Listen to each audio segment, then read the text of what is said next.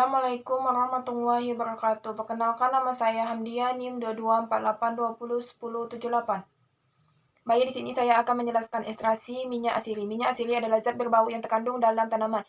Minyak ini disebut juga minyak menguap, minyak eteris, minyak esensial karena pada suhu kamar menguap. Ciri utamanya: 1. Senyawa berwujud cair. 2. Mudah menguap. 3. Menghasilkan aroma tertentu. Kandungan minyak asili pada suatu bahan tanaman terdiri dari campuran beberapa jenis senyawa minyak asili. Beberapa metodenya: 1. Destilasi, menggunakan panas untuk menguap minyak asili. Kelebihannya, teknologi sederhana, cepat, dan efisien. Kekurangannya, senyawa sensitif panas bisa rusak. 2. Press. Mekanik ini biasanya untuk kulit buah jeruk lemon. Tahapannya persiapan pengepresan. Kelebihannya, senyawa tidak rusak oleh panas. Kekurangannya, ekstraksi tidak sempurna dan sedikit. 3. Ekstraksi dengan pelarut organik, menggunakan pelarut seperti etanol atau heksana. Tahapannya persiapan ekstraksi pemisahan. Kelebihannya cepat dan tidak merusak. Senyawa. Kekurangannya biaya tinggi dan pemisahan pelarut kompleks. 4. Empleorasi. Penyerap minyak asili menggunakan lemak padat. Tahapannya persiapan ekstrak pemisahan. Kelebihannya tidak merusak senyawa sensitif. Kekurangannya sangat lambat dan memisahkan sulit. 5. Maserasi lemak panas. Bahan tanaman direndam dalam lemak hangat. Tahapannya persiapan ekstraksi pemisahan. Kelebihannya teknologi sederhana. Kekurangannya risiko dehidrasi senyawa karena panas. Fraksinasi adalah proses pemisahan ekstrak menjadi fraksi berdasarkan sifat kimia seperti kepolaran. Tujuannya untuk mendapatkan fraksi aktif atau senyawa murni dari campuran. Metode fraksi. 1. Ekstraksi cair-cair. Menggunakan dua pelarut yang tidak saling larut, misalnya air dan etil asetan. Suhunya 25-30 derajat Celcius. Waktunya 30 menit sampai 2 jam per aksi. Prinsip meningkatkan polaritas senyawa terpisah suatu kelarutan. Contohnya senyawa berdasarkan pelarut: nonpolar terpen steroid, semipolar alkoid, bebas flavonoid. 2. Kromatografi. Pemisahan senyawa berdasarkan afinitas terhadap fase diam dan fase gerak. Suhu umumnya ruang 25 derajat Celcius. Waktu 15-60 menit.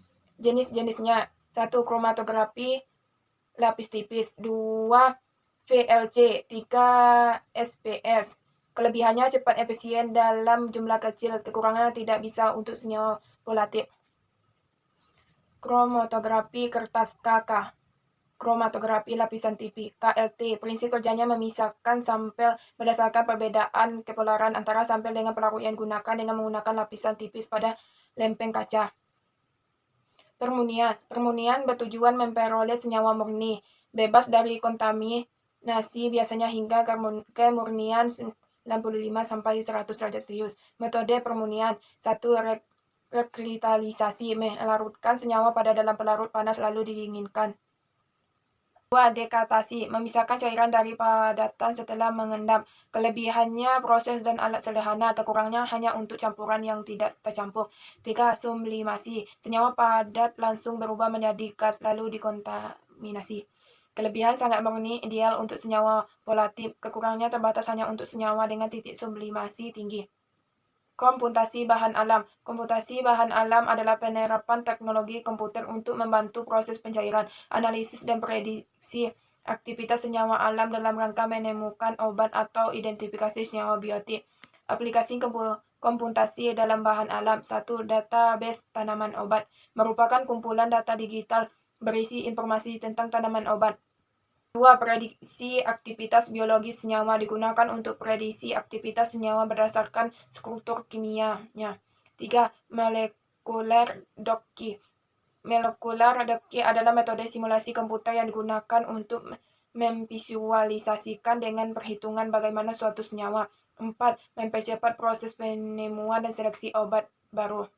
Sekian pemaparan saya. Assalamualaikum warahmatullahi wabarakatuh.